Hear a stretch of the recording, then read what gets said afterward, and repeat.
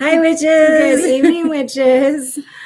We are here to celebrate and talk about the Sagittarius full moon, but we're going like a little deeper tonight. This isn't the normal kind of like woohoo party, cheers, like What are we doing? Well, I really want to talk about alignment for tonight.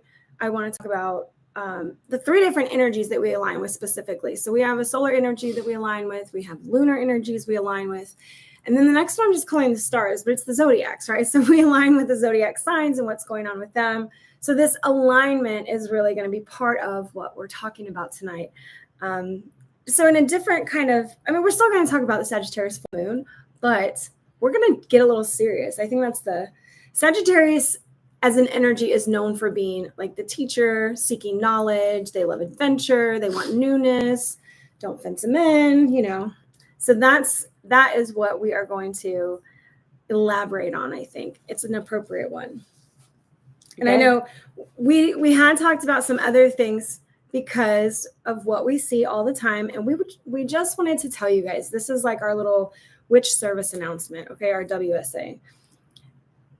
You do not have to put all your crystals out. You do not have to make moon water. You don't have to do anything if you don't want to do anything.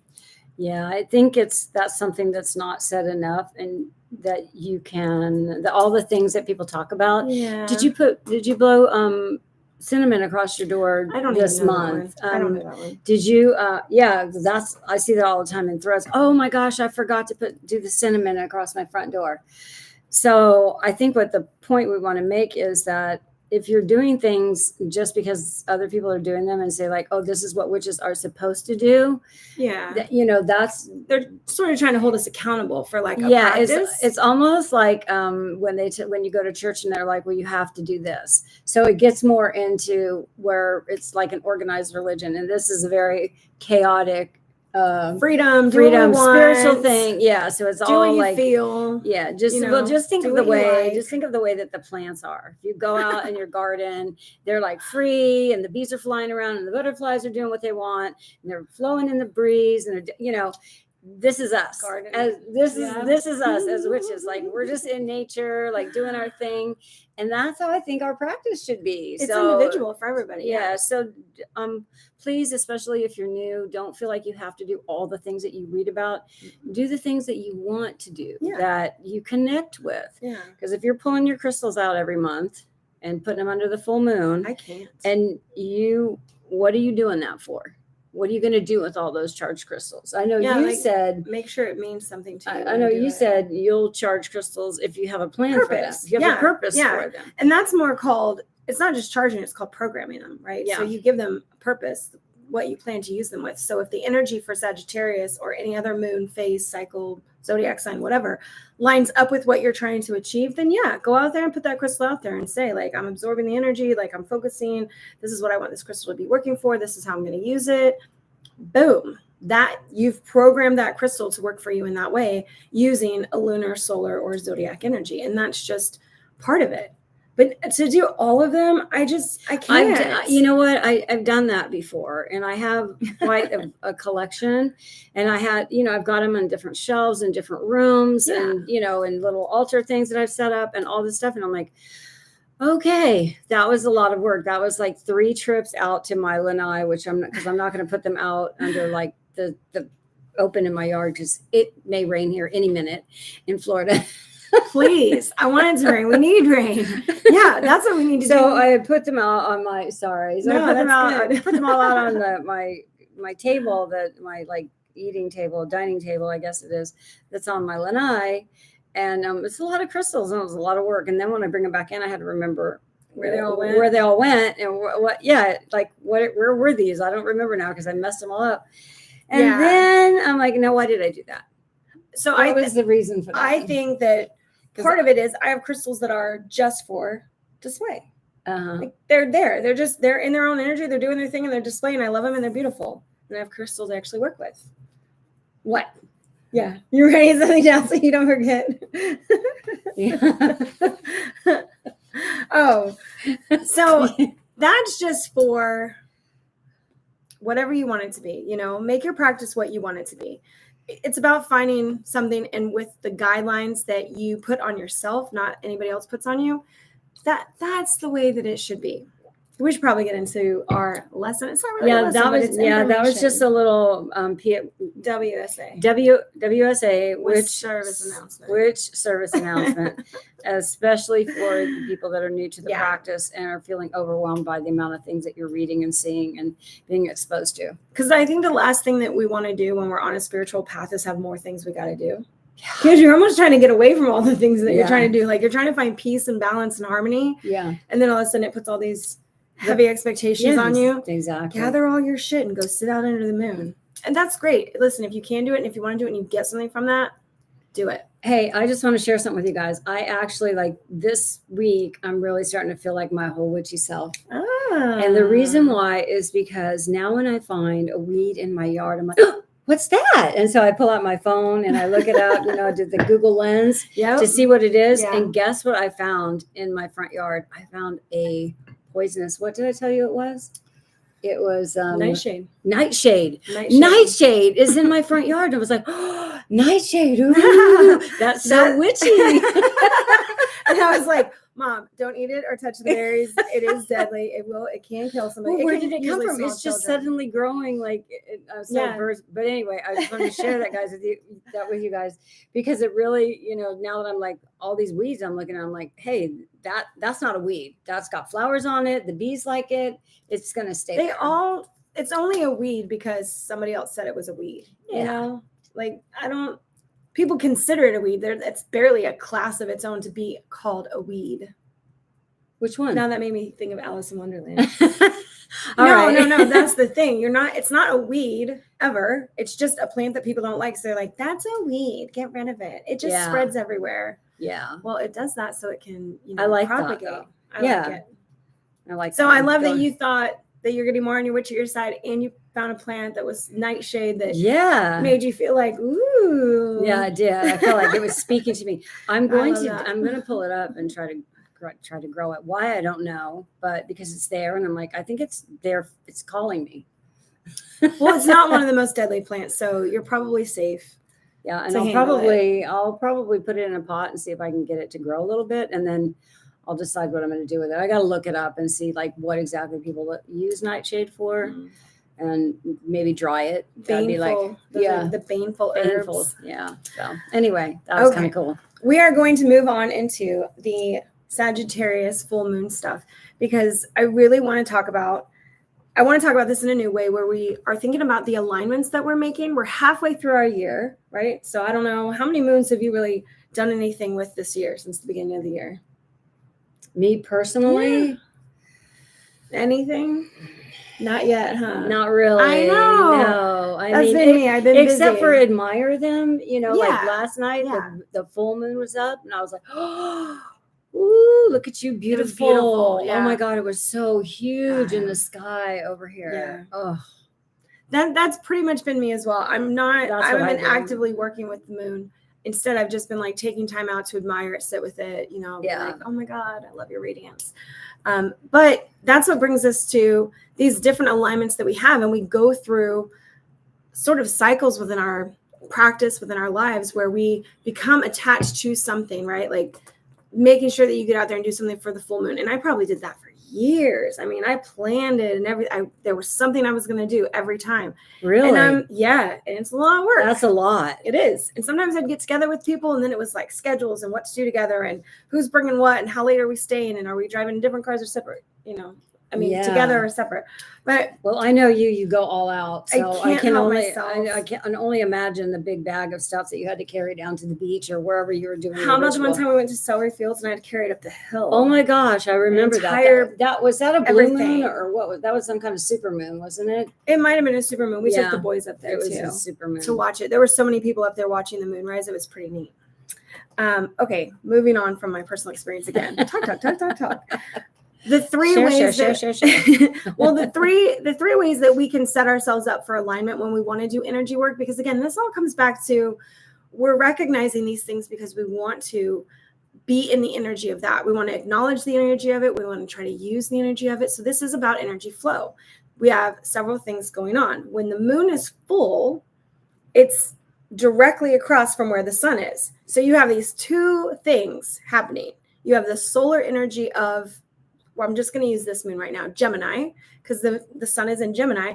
But then you have the lunar energy of Sagittarius. And if you look at these two things, they're not necessarily lined up to be the same. You almost have opposing forces. So I think one of the things I used to try to figure out for myself is, how do you honor a solar energy and a lunar energy in association with zodiac signs? Because then you have like 6 things to consider. Yeah. Moon, sun, Gemini, Sagittarius. Maybe it's only 4. Okay. 4. These 4 energies, how do we decide what we're actually going to work with and what we're going to do? Because that's why people write blog posts, right? Or that's why there's Instagram accounts telling you what to do, how to work with it, suggesting ideas. Well, how did they know? How are they getting that information? And that is what I want to give you guys tonight, is how to connect these things together. And I literally, when I got the idea, I called Kat, like, as soon as it hit me, I don't know, earlier in the week. She did. Because we're on FaceTime when she's showing you this. Because I had written on one hand, I wrote sun, and then I wrote on the other hand moon. And so with the sun, this would be Gemini energy. So on each one of my fingers, I actually wrote a trait for the Gemini energies, right? And there's a few that I have written down because I don't know them by heart, but you've got learning and adapting, exploring. That matches up with Sagittarius. Well, I think of Gemini as communicating, because they're like communicator. They're air signs. So yes, it's in air. They're air, so they're in their heads and thinking all the time. And yeah. Well, they like change. That's the Gemini way, right? To live in the two twins. worlds. The twins. Yeah. So that's what I did. I put words here for Gemini, and then over here for the moon for Sagittarius. Then I had words that weren't the same, because there are a couple that seem to be like adventurous. I think goes both ways, or entertaining, confident. I don't know. But then I literally like wove my fingers together like that. And I was like, so how do we make these things come together that give us a clue on what we're supposed to do, how we're supposed to honor this time, or what we tap in, or celebrate, tap into, because there's a lot of energy stream. Because there's a lot going on, and I think what you're going to tap into is going to depend on what is going on in your life, and where are you right now, and what are your needs right now.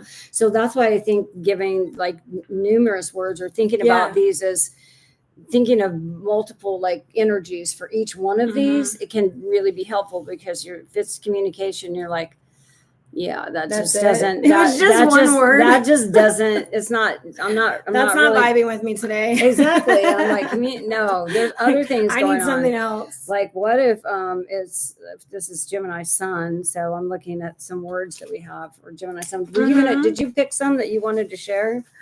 No, I mean, we can go through any of them. I just put 10 and 10 next to each other, and I thought about these just different things that we could do with that. If you write down, like in your journal, if you're getting something, get stuff offline, what represents Gemini energy, what represents Sagittarius energy, and you're looking at these words and almost connecting them like it's a sentence, I guess. So you could say, what did I say? Enthusiastic learning. Enthusiastic is the moon, and the sun part is the learning, right? So becoming excited about learning something. Yeah. So something that you didn't say, which I'm just going to back up. Okay. Okay. For a second, is the so the Gemini, of course, in this dance that's going on in the sky, is the outward expression of us. Oh yeah. So like living our life purpose. Like this is our the style of living. So those I do like that. So those are the Gemini sun would be things that are like action. Some purpose, action, doing. Yeah, doing things. So it's an outward active thing. It's an active thing. Whereas the moon is all about emotion. It's all about the internal processes. So it's inside of us, in right here. That makes more sense now. So when we start to talk about the words and how we're putting them together, you're combining your internal emotional self, which is the moon part, with this solar energy that's like activating, that wants you to do something with it. That's why when I talk about new moon versus full moon, I always talk about the full moon in celebration, because for me it is about the movement and doing stuff, whereas new moon can really be about just like holding it all together and being in silence and sitting still. But with full moons, movement is more, I think we're more prone to move around during the full moon time. So having these words that are actions can really help with that. And then connecting them to the emotion of what's going on with the moon. That's how we're coming together. And then Did I say it correctly? Yeah, I think Yeah? you did. And Okay. I think what you do with that then, once you have those two things and you pick from a list of the energies of each one of these, then you look at them and go like, yeah, this is what's happening in my life right now. This is what I can focus on to work on. Exactly. Yeah. So, and it can be a lot of things. If it's I don't know if you want to use a couple. I know you use one Sagittarius? example. Yeah. Oh. So Sagittarius. So we're just gonna. You want to read through them? Yeah, I think really, really quick. So for Sagittarius, remember Sagittarius. This is, and it's the moon. But it's So the it's moon about- emotions of It's it. the moon emotions of So Sagittarius. it's less about, Sagittarius is a active sign, right? It's a fire sign. It wants to be out there. It wants to do things. So when the moon is in Sagittarius, we are almost flipping it on its head to where it needs to go inside. And it doesn't always like to do that. Fire signs want go, go, go, action, action, action. So it's paired with an air sign, which makes it a little more pliable, but just remember that the sign part of it, the elemental part of it, can impact things too. Mm-hmm. That fire sign. Aries does not like to be in the moon either. Like that can be a tough moon. Okay. You were going to read through the words that I put down for Sagittarius. Sagittarius moon, and these are all like, remember, this is associated with emotion. So we have optimistic. It's everything inside. Yeah. Optimistic, Feelings. enthusiastic, independent, generous, curious, honest, adventurous, confident, restless. Who's feeling restless? I can relate to that. And philosophical. So those are just like 10.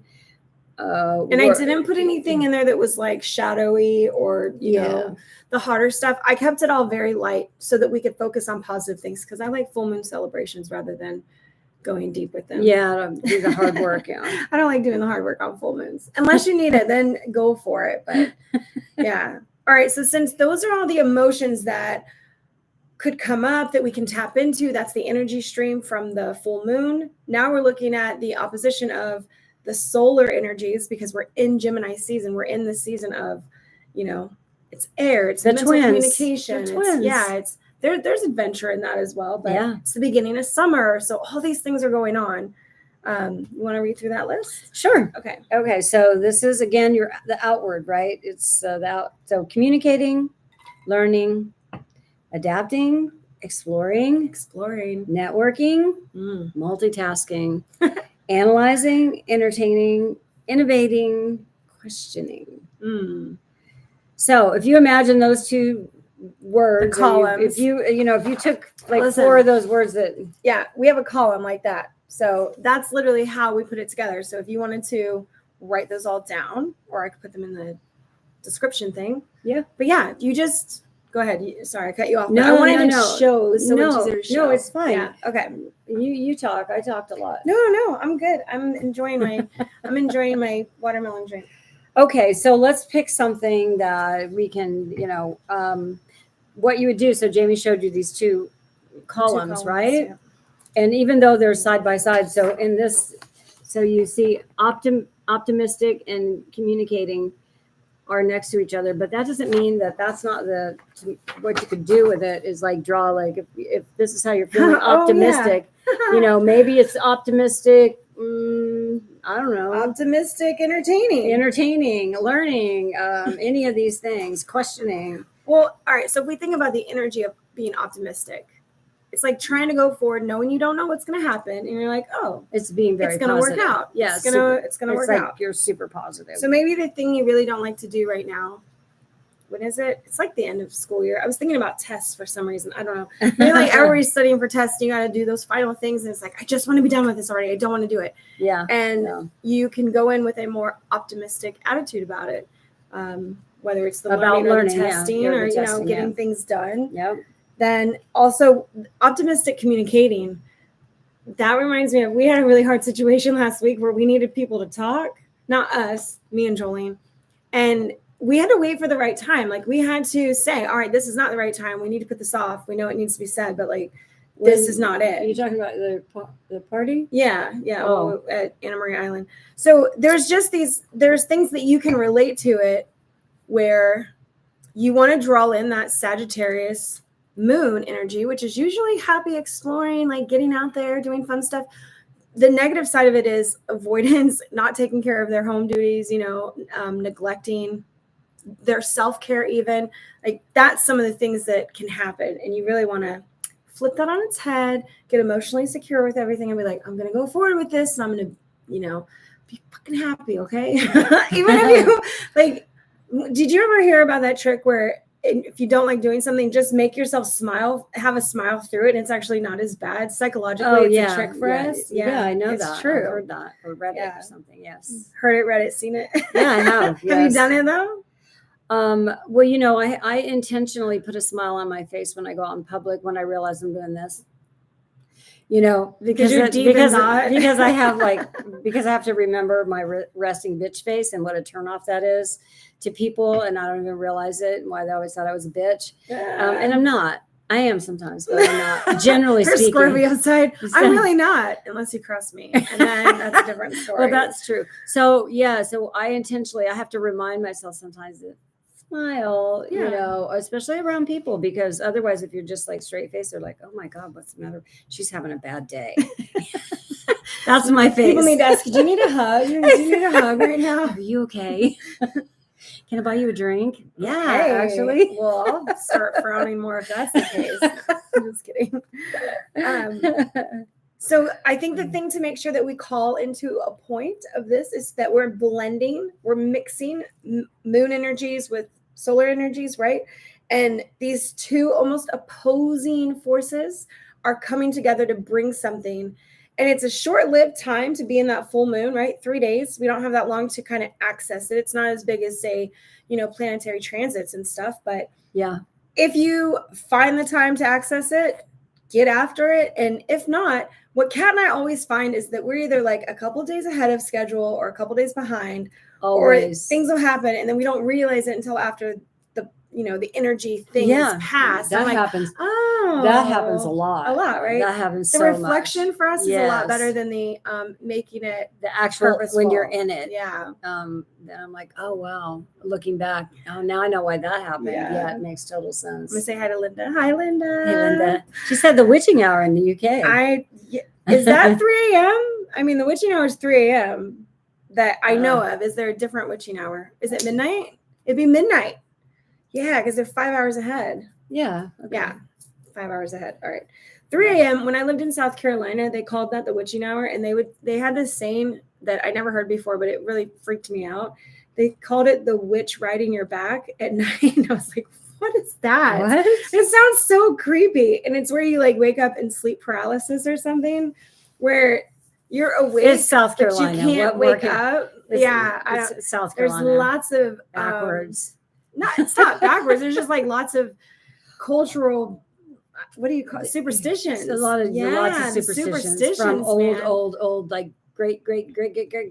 Yeah, so many. Yeah. They used to tell us if we went to the cemetery, we can't come back to the house because they were afraid ghosts would follow us back. And I'm like, I mean, they could just walk here anyways, right? Or float or just appear. Why is it got to be because of me? But there were just some things they're like, no, you need to drive around. Don't come straight home after the cemetery. They follow ditch the you. ghost before you come home. Okay. Can you just imagine it's so silly. You're driving around. You're like, did I lose the ghost yet? Is it gone? Really? Do you really think the ghost is? I don't know. It's a thing. It's a thing. It's a thing. They believe it. Okay. Let's see.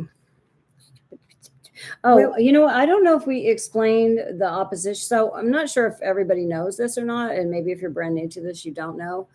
But the reason why this is the Sagittarius moon. Oh, yeah. The reason this is the Sagittarius moon in Gemini is because if you look at the chart, the Zodiac wheel. The zodiac wheel. Sorry. Look at the zodiac wheel. You look at the zodiac wheel. Yes. You will see that Gemini and Sagittarius are opposite each other, directly opposite each other. So, like for me, I'm a Scorpio. So Taurus is my opposite. So that's the opposing that we speak of. And again, just to make sure that we made it really, really clear, what's happening in the sky right now with the full moon is that the sun and the moon are lined up. Wait. The sun and the moon, sun and the moon are in perfect alignment, which is why we're seeing all of the moon, because the sun is reflecting off the sun.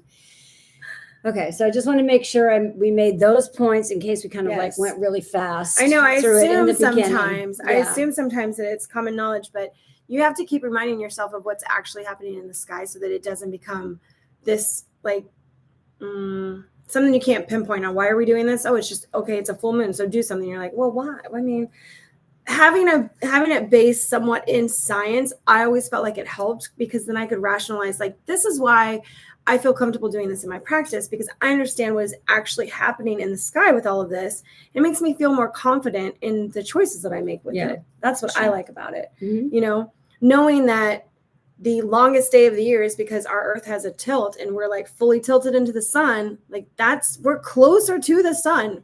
That is physically happening in space, like our planet and the sun. So I don't know. It's things like that I like knowing that help me celebrate, tap into stuff better. Because if it's too, I want to say ethereal. Is that the word I'm looking for? If it's too like, don't know, can't pinpoint it. It's harder for me to get on board with that. I have a little bit of that practical side. Well, you need that. You know? So that's staying grounded. That's that's your like really sciencey side that you always like. My science. Virgo rising. And your Virgo rising, yes. My Virgo rising is like, no, that doesn't make sense. Nope. Because I can believe in magic and paranormal stuff and all of that, but some things I really need.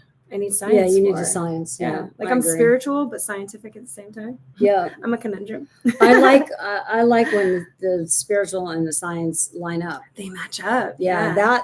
that really tells me that I'm on like it's like ooh, this just got way deeper because now it's not just like it's not just like somebody's thought in their head and they were like, oh, do this thing at this time. No. Well, I think what you were saying about that is really good, where we have this opposing thing happening. And the reason that we're celebrating is because of the alignment. So in any other alignment, in any other where they're like, oh, the planets are aligned, let's all celebrate. This happens every freaking month. every month. And actually on the new moon, it's aligned, like the Earth and the moon are aligned. And that's why we can't see the moon because we're blocking it from the sun. So the things that are going on in the sky is I can't even get into it. It's magical. I can't really, it's like way deep. So. I love it. If you guys have not, if you're interested in more astrology stuff, Molly McCord does a great job of explaining things. Even with all of the extra chart stuff, you can still get a lot out of it because she's intuitively bringing the message about, which means that she gets like downloads as she's talking and seeing things. Did you listen to the one that like the turtle walks by your house and she goes, oh my God, that's the sign for Taurus. I didn't know that turtle in Taurus. No, I had no idea. I didn't see that one. Yeah. I didn't listen to that one. Yeah. That was one of the things. And then I do have one book reference for you guys. I know we keep getting off track. No, I'm apologizing for scratching my head. I don't know why. It's just, I didn't do my hair. It's fluffy and undone. We're just going to tuck that guy back. My hair is clean, but it's also tied up in a knot on top of my head. So you little scratch. This is one of the books that I really like. It gets down to business as far as what's relevant for us. And it's not necessarily a witchy book, but it is a witchy book for sure. So it's You Were Born for This by, I say Shania. What do you say? Channy. I don't know. Channy Nicholas. And I say Shania Nicole. So we don't agree on how to say it, but we don't know. No, I don't know. But this book was, it's just really helpful. And it's especially helpful when you want to look up other people too. Like if you know stuff for their charts, man, the way she lays this out, I like when a book has good structure and it's easy to go back to sections and it's really plainly written.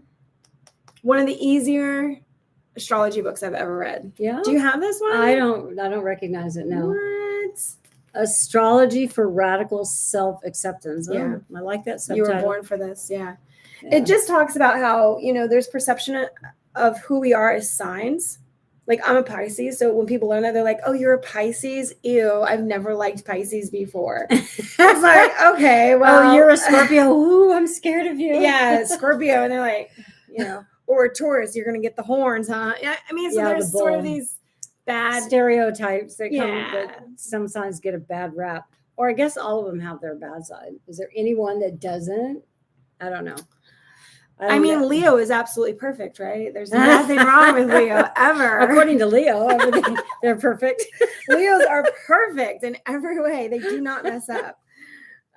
No, we have to have multiple faceted sides of ourselves. How else would we grow? Yeah. If we just came here and we were already enlightened beings and all like that, then what would we do here? We wouldn't have any fun figuring shit out all the time. So Linda is a Scorpio with a Sag moon.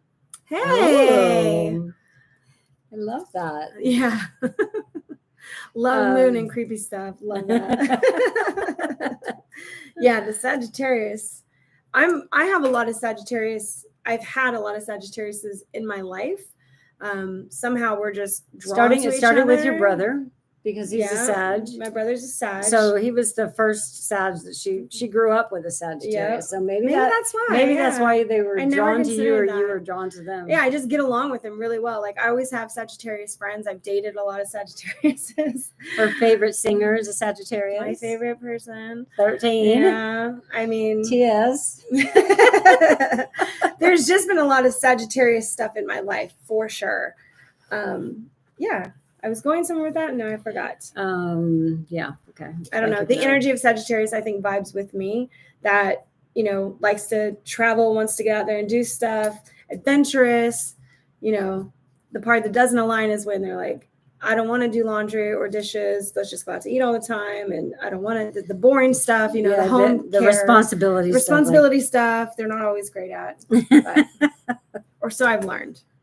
That's it. Now we're just fluff talking, aren't we? Yeah. Yeah. Well, we've been here 30 minutes. So yeah. Hopefully this helped you with this energy, or even, you can use this same method that we talked about, where you're looking at, for each full moon, where you're looking at the energy of the moon from an emotional side, because that's what the moon is about, is emotion. Yes. And then you're looking at what's happening with the sun sign and the traits of that sun sign for what's going on outwardly. And then seeing if you can, if anything resonates with you where some of those traits make sense they go together. Yeah.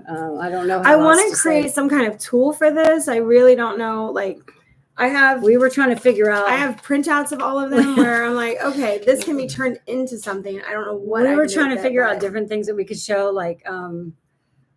It's like there's a wheel. There's this wheel of names that you can spin, and I was like, well, maybe you could pick one, and you could so you could, instead of picking the words, you could do it.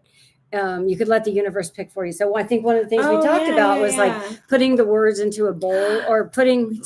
We did talk about that to me now. So if you want the universe to guide you to what you should be thinking about, journaling about, focusing on at this particular time is. You could find, like Jamie said, you just found these words online. Right? You just go what's the energy of Sagittarius? Yeah, 10 words that describe Sagittarius energy. That's the way that I phrased it. And you need to know that it's not just 10 words. It would be 10 emotional words. Yeah, emotions that are associated with Sagittarius. Mm-hmm. And you'll do this for any time it's in the moon. Always say the emotion that carries with that sign. And then when this, whatever solar sign, the zodiac, then you would say action words, or purpose, or something aligned with that, something outside outward, yourself. Something outward. So what we talked about was you could put, so if you had say you had 5 words for each, you could put 5 little pieces of paper with 1 through 5 on them, and then pull them out and see which one you got. Yeah. So you could do it a random thing, or some other way that you could let the universe kind of guide something you else to. pick it for you. Yeah. Yeah. I was telling her that I've seen those. It's probably Instagram, but people who do cards, pick your card or pick your this or whatever. And it's all those pictures are flashing really fast. I have no idea how to do that. And you're supposed to take a screenshot with your phone with it. Yep. And then it picks one for you. And you're like, oh, okay. All right. Well, does that line up? But I was like, I don't know how to do that. I have to look into that. Maybe next full moon, I'll be able to get that together. And then it'll be like one post for moon energy, one post for the sun's energy. And then we can figure out what the universe thinks that we should be focusing on. Is that my dog? Yes, he's at the front door. Oh, I think he's chasing a fly. Always. He loves to eat bees and flies. He can't catch he's Flies are hard really to catch than intrigued bees. by the butterflies, but they get away too fast. Yeah. I have to watch him when I take him out in my garden. He wants to eat my bees. I'm like, stop eating my bees. But he eats them and then spits them out. I was like, you killed him for no reason. What are you doing? I think when he was younger, he got stung. So now when he sees him, he's like, I need to smash you. Tank smash. Yeah. So I think we'll do better with next full moon, and I'll try to get this together. If you guys have any thoughts on what a tool would look like for that, or if you even think it would be helpful, because we do this for you guys. I mean, I'm noting this now for myself if I ever need it, but we do this to try to make things a little easier for you rather than somebody coming up with prompts for you. It's like you're able to pick your own. You're able to figure out what you're doing by yourself. You know, you're fully empowered witch that, you know, you don't have to listen to us anymore. Yay. You don't have to tune in and be like, what the hell do I do for this full moon? I don't know. And I think to reiterate, you know, the best thing to do is just observe, honor it, feel at peace with yourself, you know, give blessings to like all the things in your life. Easy peasy stuff that doesn't require you to haul everything outside or do anything like something that you people say that you're supposed to do. Yeah. Because you're only supposed to do what resonates with you. I love that. I was like, all the words going through my head when you paused. I was like, it's just not, what resonates with you. Right. Yeah. Because keep in mind that witchcraft is not a religion so when people start telling you that you have to do something, that sort of or make you feel bad that you don't do it. Yeah. Or that's also awful. That like lends itself to like, well, that's like, I might as well be going to church then, because they're going to tell me shit to do there too. So it's about getting the ideas and then picking out for yourself. Yeah. And no, we should be saying like, you didn't do that. You off your practice. Oh, you're out of practice. No, I just didn't do that. I just didn't want to, didn't have time, whatever. Okay. Very good. All right, guys. We will see you next week. See you next week. Okay. And I know what we're doing next week. What? We're comparing tarot cards. We're going to talk about different tarot cards. Different decks. So different decks of tarot cards. Yes. We're going to show them and talk about them and be like, what's our favorite? What's the difference? I have a really pretty gold deck that I bought that's very pretty, but you'll learn more next week. So come back. Yes. Mwah. Bye, witches. Love y'all. Bye, Linda. Bye, Linda.